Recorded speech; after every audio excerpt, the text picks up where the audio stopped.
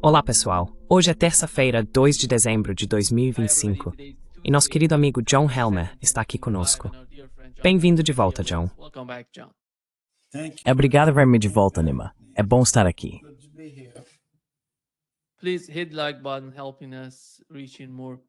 Por favor, clique no botão de curtir. Isso nos ajuda a alcançar mais pessoas.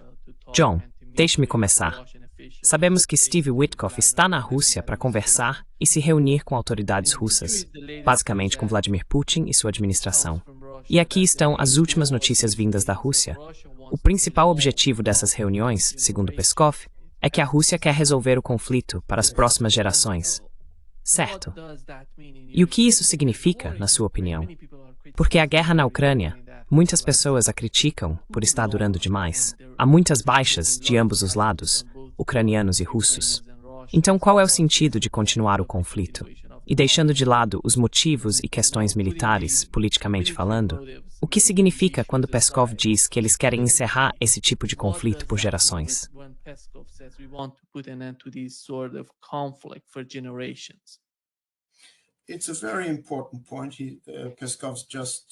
É um ponto muito importante que Peskov acabou de levantar. E posso dizer ao nosso público que são 2h05 da tarde em Moscou, ou seja, 5 minutos após o início da reunião que Witkoff está tendo com o presidente Putin no Kremlin, neste exato momento em que conversamos. A declaração de Peskov foi feita há cerca de 1 hora em Delhi, na Índia, para informar os jornalistas indianos antes da chegada do presidente Putin em 4 de dezembro, quinta-feira. Putin estará lá nos dias 4 e 5. A pergunta que os jornalistas indianos fizeram a Peskov é a mesma que todos que nos ouvem estão fazendo. E ainda não sabemos o que sairá da reunião de Witkoff. A pergunta é: já vimos o plano de Miami de 28 pontos e vimos, sem os detalhes, o plano de Genebra de 19 pontos.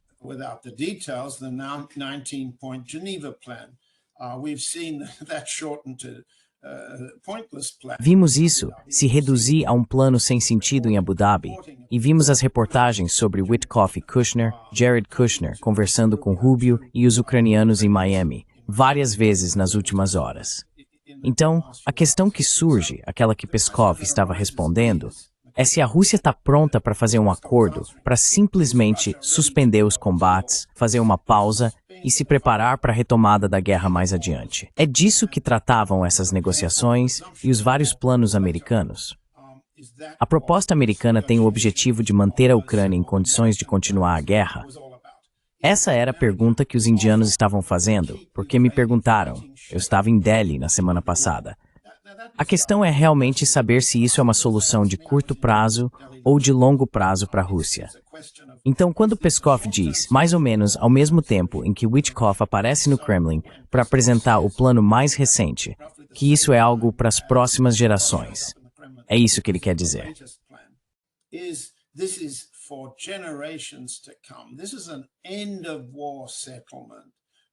Este é um acordo de fim de guerra, não uma pausa. Essa é a primeira coisa. Em segundo lugar, ele foi concebido para resolver as questões por muitas gerações. Vamos analisar os precedentes aqui, para podermos julgar o que quer que saia da boca de Witkoff, o que quer que seja vazado por ele, por Kushner ou por outros do governo Trump para a imprensa deles.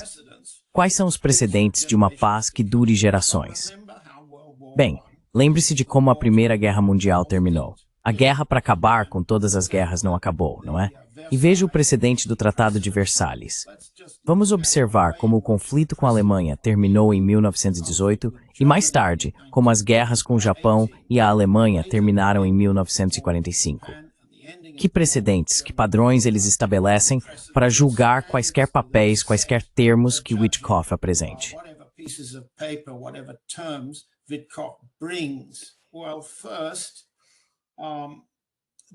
Bem, primeiro, há o que se poderia chamar de questão de jure versus de facto. A Rússia insiste que esta deve ser uma paz para gerações futuras, certo? Isso significa que deve haver reconhecimento internacional, começando pelos Estados Unidos e incluindo a OTAN, dos territórios russos, Novorossia, Donbass, Donetsk, Lugansk, Zaporizhia, Kherson e Crimeia. Deve ser de jure. Por quê? Porque precisa ser uma questão de lei, de reconhecimento internacional. Se for apenas uma aceitação de facto, É um convite para que os ucranianos e seus apoiadores no Ocidente continuem tentando por anos recuperá-los. Portanto, o padrão é o de jure.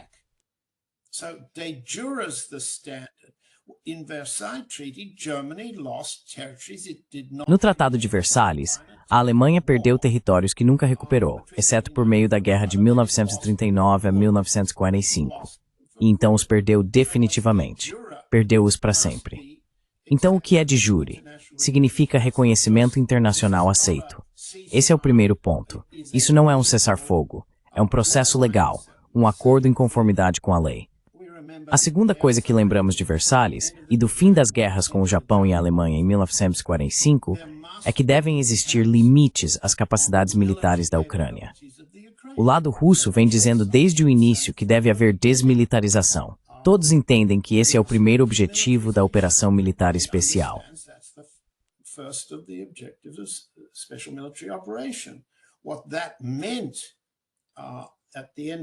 O que isso significou no final da Primeira Guerra Mundial, no Tratado de Versalhes, foi que a Alemanha não poderia ter um exército maior que 100.000 homens, não poderia ter submarinos, não era permitido possuir embarcações navais com mais de 10.000 toneladas.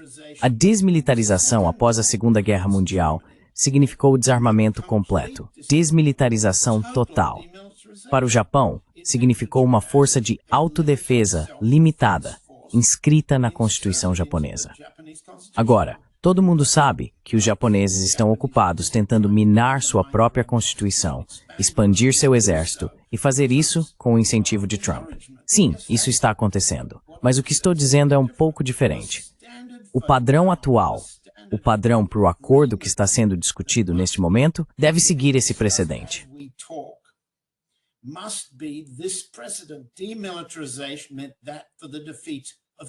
A desmilitarização significou isso para a derrota da Alemanha, significou isso para a derrota do Japão, significou isso para a derrota da Alemanha de Hitler novamente. Agora, isso é desmilitarização, e se você não a implementar, terá guerra novamente. A desnazificação da Ucrânia é o terceiro elemento. É fácil entender que quem quer que tenha sucesso em Kiev deve concordar em eliminar o ódio racial básico contra os russos, a discriminação contra a língua, a cultura, a igreja. Todas essas medidas legais que estão em vigor desde 2014 precisam ser removidas.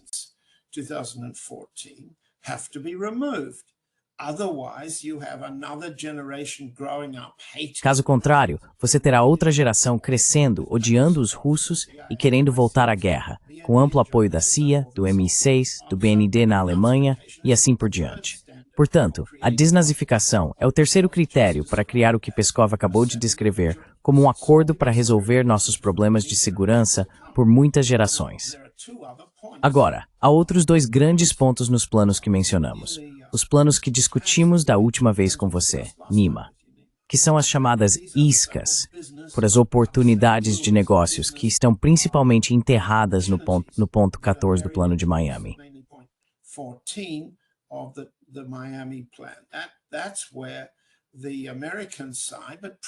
É aí que o lado americano, principalmente Witkoff, Kushner e outros empresários da família Trump e do entorno do governo Trump, procurou privatizar os ativos bancários soberanos da Rússia, os 300 bilhões, pegando 100 bilhões e colocando em um veículo de investimento lucrativo na Ucrânia, e depois assumindo os outros 200 bilhões em um chamado Fundo de Desenvolvimento Rússia-Sway, administrado por pessoas como Kushner, ou os filhos Kushner-Witkoff, Howard Gluteny, os filhos do secretário de Comércio e assim por diante. Isso é uma privatização impressionante e sem precedentes de ativos soberanos.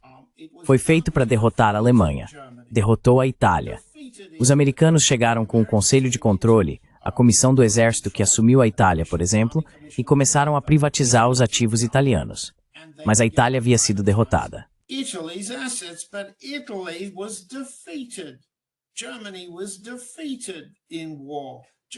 A Alemanha foi derrotada na guerra. O Japão foi derrotado. Esse é o tipo de privatização de ativos soberanos proposto no Plano de Miami para a Rússia, as reservas soberanas do Banco Central da Rússia. Isso é extraordinário, nunca aconteceu antes. E se tentarem, haverá uma reação russa muito significativa. Isso nos leva à guerra econômica. Para a solução, como Peskov acabou de dizer, para resolver problemas de segurança por muitas gerações, os americanos e os europeus precisam parar de travar guerra econômica. É isso que são as sanções. E ainda assim, o plano de Miami, elaborado por Witkoff e Kushner, previa suspender ou aliviar as sanções caso a caso. Caso a caso significa, no idioma inglês que Witkoff e Kushner usam, me suborne, e eu vejo se consigo resolver para você.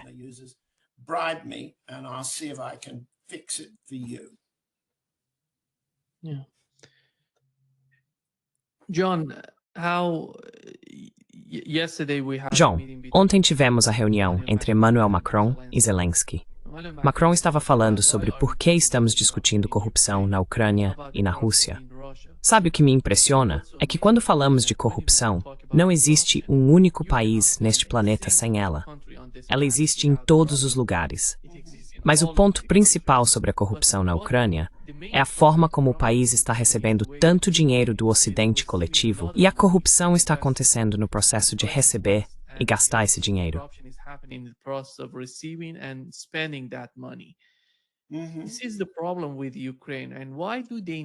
Esse é o problema com a Ucrânia.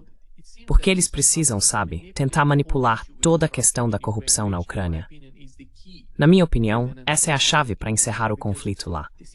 Porque existe esse enorme processo, algum tipo de sistema que foi construído na Ucrânia, em que o dinheiro entra e muitas pessoas se beneficiam da continuação do conflito. Esse é um dos problemas centrais. Por que ir atrás da Rússia em vez de lidar com o que está acontecendo na Ucrânia, em termos de corrupção?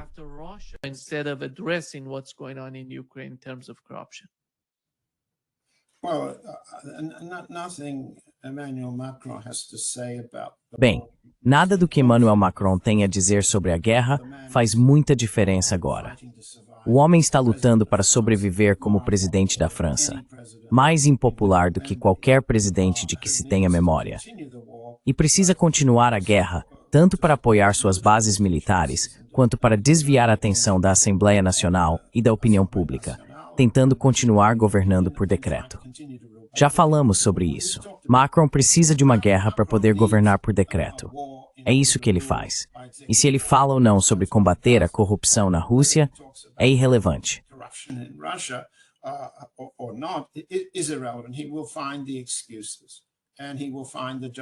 Ele vai encontrar desculpas e justificativas, mas não vai expor as forças francesas, as unidades francesas, a um contra-ataque do lado russo e depois ter que explicar os corpos voltando.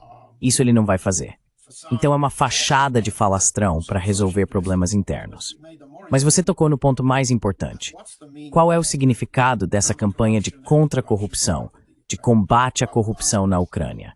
Bem, já falamos sobre isso antes. Parte do atual escândalo de corrupção vem dos esforços do governo Biden, da Fundação Soros e dos serviços de inteligência dos Estados Unidos para remover alguns indivíduos ucranianos sob acusações de corrupção, enquanto mantém outros no cargo, no poder e sob controle.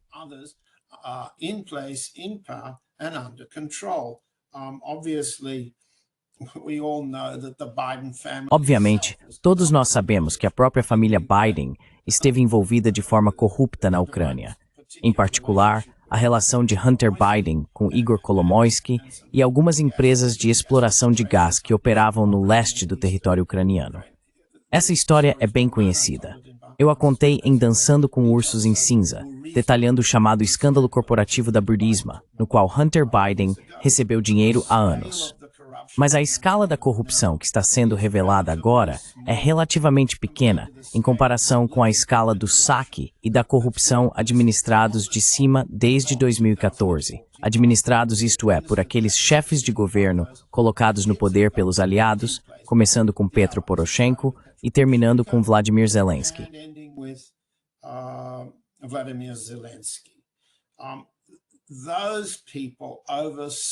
Essas pessoas supervisionaram centenas de bilhões de dólares em ativos que foram redistribuídos de forma corrupta por meio do Banco Nacional da Ucrânia para o sistema bancário privado, no qual Kolomoisky era um especialista em desviar múltiplos bilhões de dólares, muito mais do que a corrupção recente alegada em torno de Timo Mindik. Então, Por que Andrei Yermak está agora sob investigação por corrupção? Bem, mas não Zelensky. E nem qualquer um do círculo que Yermak colocou ao seu redor, incluindo, acredito, um homem chamado Alek Tatarov, seu vice, que não foi acusado de nada. Este é um sistema de corrupção, e todos são cúmplices nele, até o próprio Zelensky. Portanto, quando há alvos específicos, entende-se que se trata de uma operação de bode expiatório político, projetada para remover um indivíduo e substituí-lo por outro.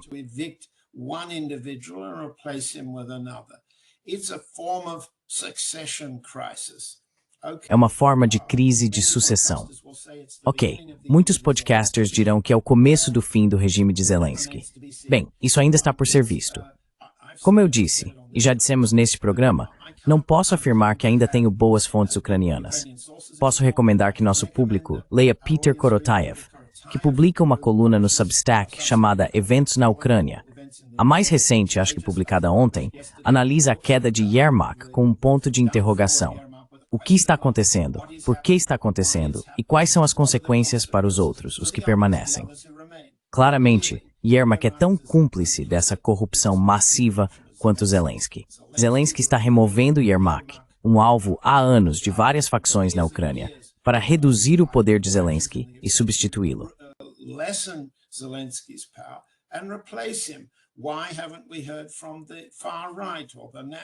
Por que não ouvimos nada da extrema-direita ou dos nacionalistas do Azov?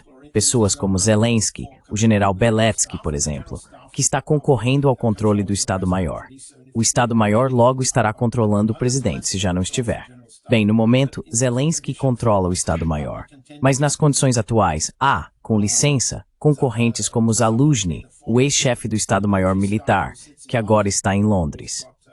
Kirill Budanov, o chefe da inteligência militar, e Beletsky, o líder das forças nacionalistas do Azov, ou neofascistas.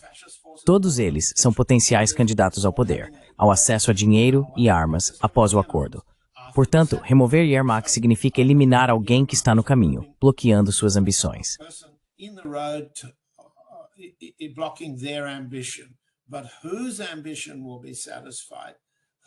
Mas de quem será satisfeita a ambição? Quem sairá dessa luta sob o tapete ucraniano? Não sabemos no momento, e eu não posso fingir saber mais do que Korotayev. Oleg Sarov, uma figura importante do cenário presidencial ucraniano, que atualmente vive na Crimeia, vê isso como uma ladeira abaixo, o começo do fim de todo o regime de Zelensky e a capitulação do Estado-Maior. Ele vê a remoção de Yermak como o início do fim para Zelensky. Korotayev não tem tanta certeza. Acho que seria tolice de nossa parte, observando de tão longe, afirmar qual desfecho é mais provável. Mas estamos dizendo que a corrupção é um jogo de fumaça e espelhos. Trata-se de transformar alvos políticos em bodes expiatórios, destinados a serem removidos e substituídos por outros igualmente corruptos.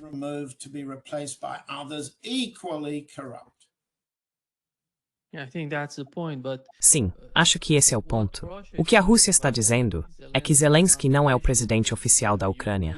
Esse é o problema, John. Quem assinar o documento, qualquer acordo, esse é o problema.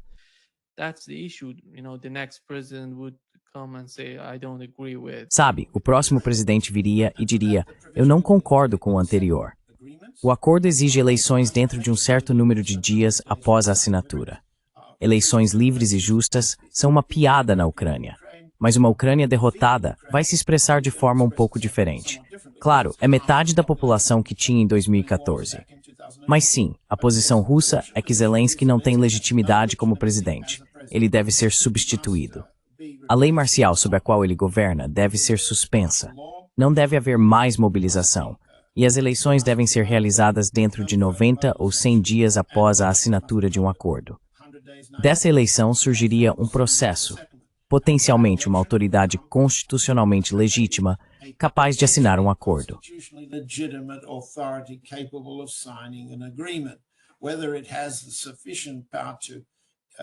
Se ela tem poder suficiente para fazer cumprir os termos do acordo em relação aos renegados, pessoas que pretendem lutar contra a Rússia pelos próximos 100 anos, ainda está por se ver. Portanto, não se trata apenas de uma questão de legitimidade da sucessão ou das eleições. Trata-se de estabelecer disposições de desmilitarização e de supervisão. E quero dizer, posso até mostrar isso a você. Estou olhando, bem, não consigo exatamente. Este é o anexo do acordo de abril de 2022, que foi formulado entre o lado russo e o lado ucraniano. Ele estabelece limites muito claros sobre quantas forças o exército ucraniano teria. O lado russo disse 85 mil, o lado ucraniano disse 250 mil. Os tanques deveriam ser limitados, 800 tanques era o que o lado ucraniano queria, 342 era o número russo. Estou lendo do anexo. Veículos blindados, 2.400 era o que os ucranianos queriam. Pouco mais de 1.000 foi o que os russos propuseram. Just over 1,000 the Russians proposed. And then there were particular limitations on the range. E então havia limitações específicas sobre o alcance dos sistemas de foguetes e mísseis. Todas elas foram superadas pela guerra. Posso ler aqui, por exemplo. A Ucrânia se compromete a não desenvolver, produzir, adquirir ou implantar em seu território qualquer tipo de arma de míssil com alcance superior a 280 quilômetros. Bem, agora sabemos que eles têm alcance de até 1.000 ou mais. Portanto, para implementar algo comparável ao acordo que acabamos de mencionar de abril de 2022, as restrições teriam que ser mais rigorosas. Mas tudo o que nos foi dito desde os 28 pontos de Miami é que as restrições são mais brandas, mais leves, até se tornarem inexistentes. Então, é preciso ter legitimidade nas eleições. É preciso estabelecer um governo genuinamente democrático. Mas esse governo não terá capacidade de atacar a Rússia ou continuar a guerra. É isso.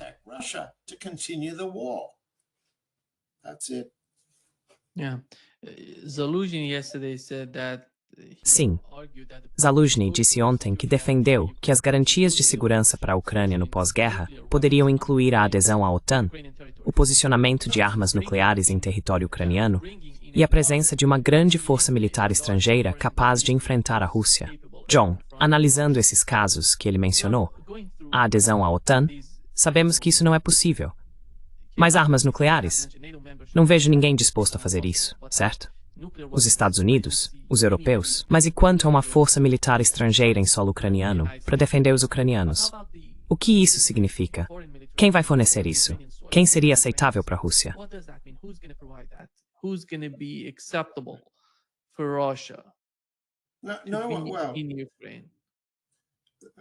Há uma pilha de diferentes planos e propostas. Você está absolutamente certo. E se não me engano, as propostas apresentadas pelo lado russo em junho de 2025, em Istambul, previam que nenhuma força estrangeira poderia ser implantada em território ucraniano. Nenhuma força estrangeira. Quero dizer, estou olhando novamente para as disposições de 2022, porque elas já estavam lá. Tratava-se de que a Ucrânia não teria elementos da OTAN, elementos dos Estados Unidos, assessores, sistemas de compartilhamento de inteligência, equipes de mísseis trabalhando em conjunto com tropas estrangeiras, técnicos estrangeiros ou elementos da OTAN. Foi isso que transformou a Ucrânia em uma plataforma de combate da OTAN de fato contra a Rússia. E isso foi derrotado e está sendo derrotado no campo de batalha.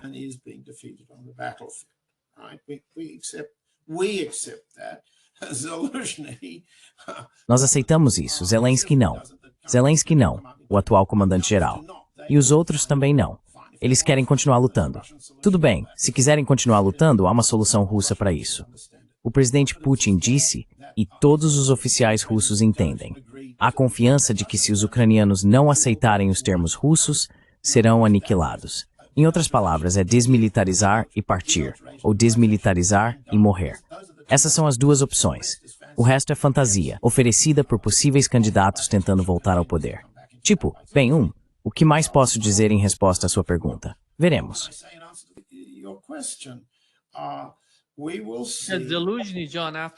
Zaluzhny, John.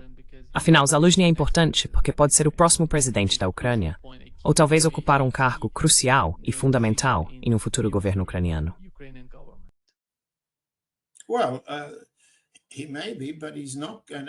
Bem, pode ser que sim, mas ele não vai ter acesso ao tipo de material bélico que o exército possui. Lembre-se, se não me engano, o plano de Miami estabeleceu um limite de 600 mil soldados ucranianos, modificado em poucos dias no plano de Genebra para 800 mil, e depois a versão de Abu Dhabi não tinha limite algum. Quero dizer, Por que comecei com o precedente de Versalhes? Porque os derrotados não ditam os termos. Se quisermos ter negociações de paz por gerações futuras, precisamos eliminar a fonte de insegurança com a qual os russos vêm tentando lidar. Primeiro por meio de tratados de não agressão em dezembro de 2021, depois pela guerra e agora por negociações para encerrá-la. Essas são as etapas pelas quais passamos.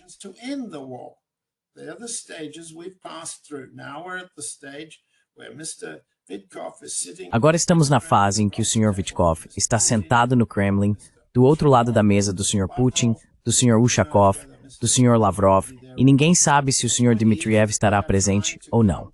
A questão é que eles estão tentando chegar a um entendimento sobre uma estrutura de acordo para abordar as causas profundas da insegurança da Rússia, levando em conta que, a um custo considerável de vidas, a Rússia derrotou tudo o que a OTAN colocou no campo de batalha na plataforma de combate ucraniana. E isso foi derrotado. Se foi derrotado, eles devem entender que o precedente do lado deles é o desarmamento, a desmilitarização e a incapacidade de retomar o combate na próxima geração.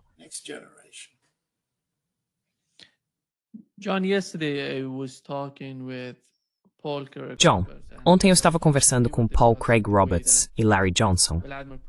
Estávamos discutindo a maneira como Vladimir Putin decidiu conduzir a guerra na Ucrânia. Havia duas opiniões, e eles não concordavam sobre a forma que Putin escolheu para fazê-lo. Quando se trata da Rússia, você sabe, lembramos que Putin chegou ao poder em 2000. A Rússia estava devastada sob o governo de Yeltsin, e você sabe o quão desesperadora era a economia naquela época. Tiverish Ward to Assanho.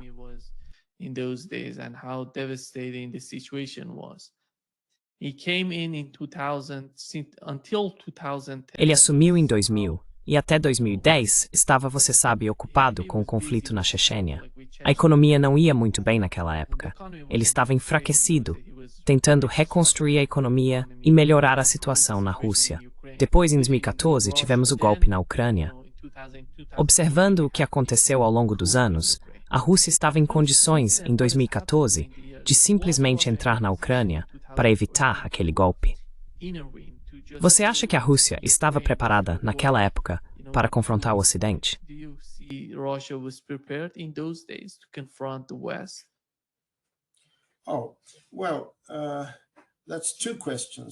Bem, isso na verdade são duas perguntas. A guerra contra o Ocidente é muito antiga, tem cerca de 100 anos, desde a Revolução Bolchevique. Ela passou por várias fases. E com licença para o nosso público, se eu estiver me repetindo. Os aliados, incluindo a Alemanha, estavam preparados para atacar a União Soviética, a Rússia de Stalin, até que Hitler agiu por conta própria e se voltou contra os aliados ocidentais. A Rússia havia proposto tratados de não agressão com os tchecos, os poloneses, os franceses e os britânicos. Mas não, eles continuaram a ver Stalin e a Rússia soviética como seu principal inimigo, e não a Alemanha de Hitler. A derrota da Alemanha de Hitler pela Rússia e pelos aliados permitiu a retomada do antigo plano de atacar a União Soviética.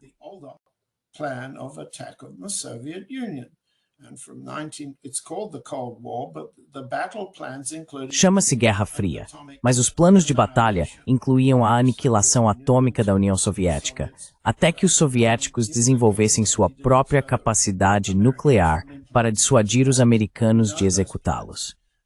Nós conhecemos esses planos, Daniel Ellsberg os publicou. O que acontece então é que a União Soviética recupera seu poder de dissuasão e passamos por uma fase de guerras periféricas, como a guerra no Afeganistão, criada por Zbigniew Brzezinski e Jimmy Carter, e continuada pela administração Reagan, mesmo quando a União Soviética queria se retirar. Considerava-se uma guerra por procuração eficaz, que fez sangrar as tropas soviéticas, até que Gorbachev as retirou, e até que a administração Reagan decidiu que tinha assuntos mais importantes a tratar, interesses maiores em acomodar Gorbachev do que em continuar a guerra no Afeganistão.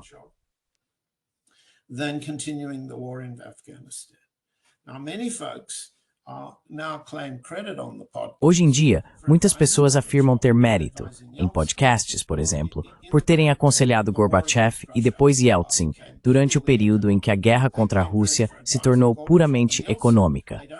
Elas reivindicam crédito por terem aconselhado tanto Gorbachev quanto Yeltsin, mas não levam em conta os milhões de russos que morreram por causa da destruição da economia russa durante os anos de Yeltsin, o chamado período de privatização.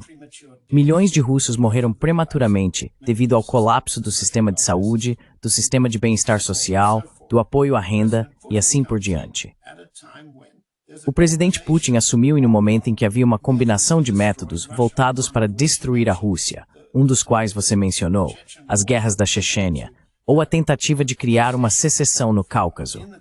Esse foi outro método para desmembrar a Federação Russa. Foi sangrento Brest em essential nabratan do presidente Putin.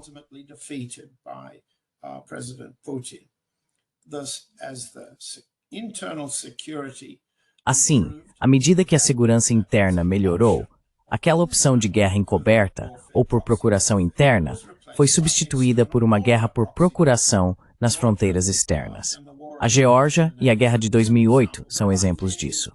Naquela época, você deve se lembrar, o presidente Putin alertava a OTAN, na Conferência de Segurança de Munique, se não me engano, em 2007, que o lado russo reconhecia que a OTAN não apenas pretendia avançar para o leste, mas fazê-lo de forma ofensiva, agressiva e criar plataformas de guerra, incluindo uma na Ucrânia. Sua pergunta foi se a Rússia poderia ter intervindo para impedir isso naquela época? Foi essa a sua pergunta? Acho que é uma boa pergunta. E há muitos que dizem, não são os podcasters que recebem convites para Moscou hoje em dia, que o presidente Putin esperou tempo demais.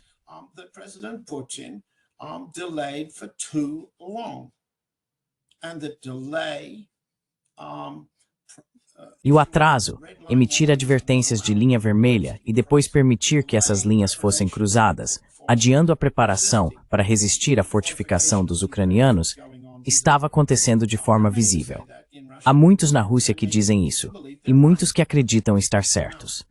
Agora, o que aconteceu em 2014 foi o momento do nós avisamos para o presidente Putin.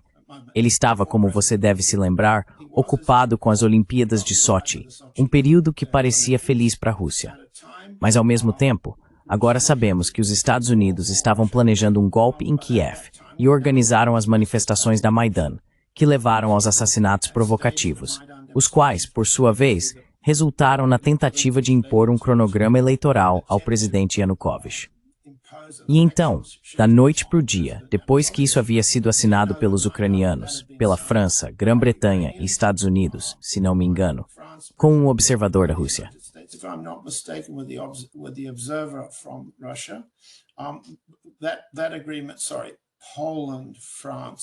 Esse acordo, Polônia, França e Reino Unido assinaram esse acordo. A Rússia o observou. E então os aliados simplesmente voltaram atrás em suas assinaturas, e o golpe ocorreu. Isso deu início a uma nova fase da guerra para destruir a Rússia, certo? E é essa que agora estamos vendo em sua derrota. A plataforma de combate ucraniana, em seu estágio atual, está sendo derrotada. Poderia o presidente Putin ter obtido sucesso em fevereiro de 2022, por exemplo, na operação militar especial que foi planejada para desencadear um contragolpe em Kiev, para provocar uma mudança de regime e de orientação em Kiev? Esse era o plano. A operação das forças especiais russas na Batalha de Hostomel, a batalha pelo aeroporto Antonov, foi concebida para estimular tal contragolpe, mas fracassou.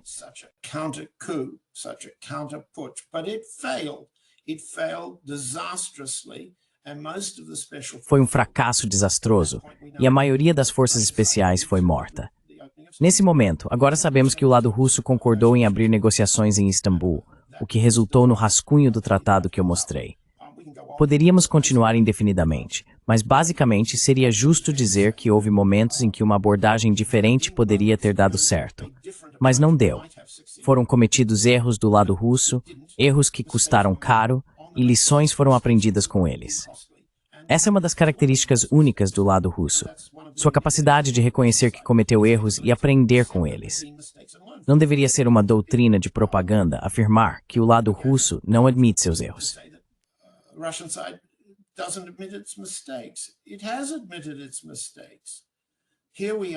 Ela admitiu seus erros. Aqui estamos agora, e há uma apreensão considerável na Rússia de que seria um erro permitir que Trump ditasse os termos de um acordo à Rússia, porque os russos não acreditam que os americanos sejam confiáveis. A pesquisa mais recente que vi, há cerca de um mês, identifica os Estados Unidos como um inimigo maior do que a própria Ucrânia. Mais russos acham que a América é o inimigo do que acham que a Ucrânia é o inimigo. Por quê? Bem, é óbvio, não é? Assim, a opinião pública russa começa a mudar. Russos comuns, pessoas normais, entendem tomar os devos em todos. They don't want to suffer them themselves. And there's been a recent shift in the poll. E houve uma mudança recente nas pesquisas de opinião, tanto para o presidente Putin, com uma leve queda, quanto para o primeiro-ministro Mikhail Mishustin, com uma queda significativa de cerca de 11 pontos percentuais. Em relação aos outros órgãos do governo, a opinião pública avalia as evidências que vê. De um lado, as negociações com os americanos, o principal inimigo, e de outro, o avanço do exército russo. O apoio popular ao presidente está fortemente correlacionado com o desempenho do exército russo. O exército é a instituição na qual a opinião pública na Rússia mais confia. Portanto, há uma apreensão muito séria de que qualquer acordo com o inimigo, em termos que enfraqueçam as vitórias do exército no campo de batalha, possa ser novamente um erro grave. There's a very serious apprehension that such a mistake could be made again. John, shifting the gear to the John, conflict in- mudando de assunto para o conflito entre os Estados Unidos e a Venezuela, Donald Trump, quando ainda era candidato, falava sobre uma política de mudança de regime antes de chegar ao poder. Ele falava sobre Soros. Depois que chegaram ao poder, começaram a falar em eliminar a USAID, porque a USAID gasta dinheiro dos Estados Unidos em países estrangeiros para, você sabe, promover mudança de regime e tudo mais. E agora, o que Donald Trump está fazendo está literalmente alinhado com o que Soros vinha tentando fazer na Venezuela há tanto tempo. Então, como você vê isso? Estão falando sobre novos vazamentos de documentos do Pentágono, mostrando que Donald Trump planeja permanecer lá, pressionando a Venezuela e permanecendo no Caribe até 2028, se não me engano. O que está acontecendo com a Venezuela? Como você vê a situação lá? E como você separa a política de Donald Trump do que vimos até agora de Soros e de seu grupo? from Soros and his people. Well, again, Bem, novamente, eu entendo que as evidências divulgadas pelo governo Trump, por exemplo, o tweet convocando todas as companhias aéreas e pilotos, eu estava folheando alguns papéis há um minuto para poder ler essas coisas como evidência e responder a sua pergunta. O tweet de Trump, de 29 de novembro, diz: por favor, considerem o espaço aéreo acima e ao redor da Venezuela completamente fechado. Isso não é uma ordem de zona de exclusão aérea. Não há apoio do Pentágono ou da Força Aérea dos Estados Unidos para impor uma zona de exclusão aérea. Caso isso acontecesse, como um ato de guerra contra a Venezuela, as capacidades de autodefesa, incluindo sistemas de mísseis antiaéreos, seriam ativadas. Pelo que posso ver das evidências, e talvez eu esteja enganado, Trump quer provocar, aumentar a pressão e ameaçar, porque esse é o tipo de esquema de extorsão em que ele, sua família, seus amigos e seus apoiadores operam. and his backers operate. And yet, when I'm looking at his last remark, E ainda assim, quando olho para o último comentário dele, no momento em que enfrenta uma pergunta séria ou um obstáculo real, ele recua, ele se afasta. Em 30 de novembro, estou olhando para minhas anotações, você pode encontrar o texto exato em rollcall.com. Trump foi questionado: você pode nos contar mais sobre por que o espaço aéreo acima da Venezuela deve ser considerado fechado? E ele responde: sim, porque consideramos a Venezuela um país não muito amigável. Eles enviaram milhões de pessoas, realmente, provavelmente um número ainda maior, e muitas dessas pessoas não deveriam estar em nosso país, vindas de prisões, de gangues, de drogas, e por aí vai. Quero dizer, isso não é uma resposta à pergunta. Então, quando perguntam, seu alerta significa, ele interrompe com e drogas. Ele não está ouvindo a pergunta. drugs, he says he's not listening to the question. Does your warning mean, this is your question, O seu alerta significa, essa é a sua pergunta, que um ataque aéreo é iminente, ou não devemos interpretar dessa forma. Não interprete nada disso. Bem, não interpretar nada disso. O que isso quer dizer? Quer dizer, não estou ameaçando um ataque aéreo. Estou ameaçando todo o resto, mas não um ataque aéreo. Estou convidando pilotos e companhias aéreas a abandonarem voos para Caracas. Certo, isso é completamente ilegal, mas ele não pode fazer cumprir. E daí? Nós sabemos disso. Quando pesquisei, me preparando para o programa de hoje com você, Nima, vi que a Emirates suspendeu seus voos para Caracas. A Lufthansa suspendeu seus voos para Caracas. A Lufthansa e algumas outras estão usando acordos de compartilhamento de código com meia dúzia de companhias aéreas da América Central ou Latina. A Volaris é uma, a Copa é outra. Volaris is one, COPA is another. They're so unfamiliar to me. Eles me são tão desconhecidos que nem estou pronunciando seus nomes corretamente. Ainda assim, o presidente Maduro respondeu, como você sabe, dizendo que qualquer companhia aérea que aceite a ameaça de Trump e cumpra com essa nova é uma sanção econômica, não realmente uma militar. Uma sanção econômica feita para parecer uma militar, só que os militares não vão aplicá-la. Perderá suas permissões e licenças, que depois serão concedidas a outras companhias aéreas. É isso que está acontecendo. Então eu diria que é um blefe de Trump. Um blefe clássico de Trump. Ele é incapaz de, há um carro de bombeiros ou da polícia passando. Ele é incapaz de provocar uma mudança de regime.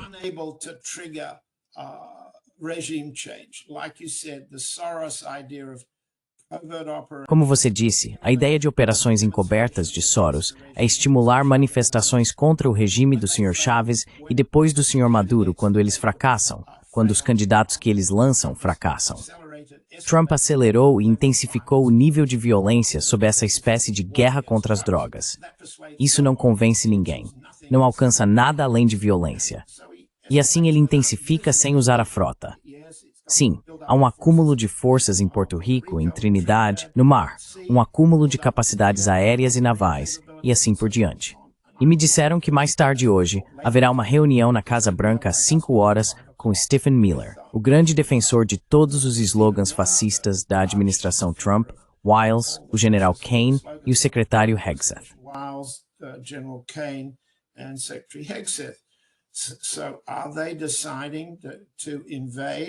Então eles estão decidindo invadir ou atacar a Ucrânia? A Venezuela? É isso que a agenda parece indicar. E talvez eles decidam agir. Na minha opinião, eles vão decidir encobrir sua falta de ação ou inação com esse esquema de ameaças. Como você disse, um esquema de ameaças para tirar Maduro do poder que vai durar anos. Ele pode resistir a isso? Sim, pode. A opinião pública na Venezuela, o apoio popular à defesa da Venezuela, vai resistir a esse tipo de pressão por anos? Sim, pode. O esquema da zona de exclusão aérea vai funcionar? Não, não vai. Porque, como em tudo mais, há uma forma de contornar, e essas pequenas companhias aéreas acharão cada vez mais lucrativo contornar a ameaça de uma zona de exclusão aérea no espaço aéreo venezuelano.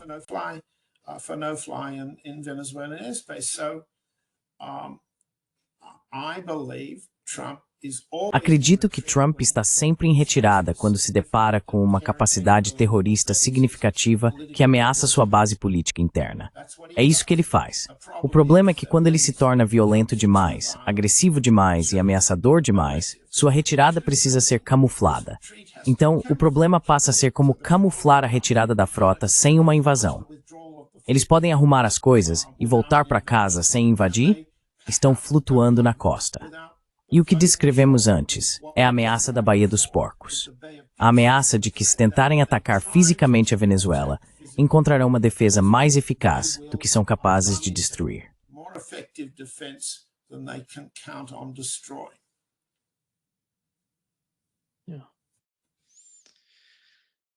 Sim, muito obrigado, Joan, por estar falando isso. Bem, é um grande dia de notícias.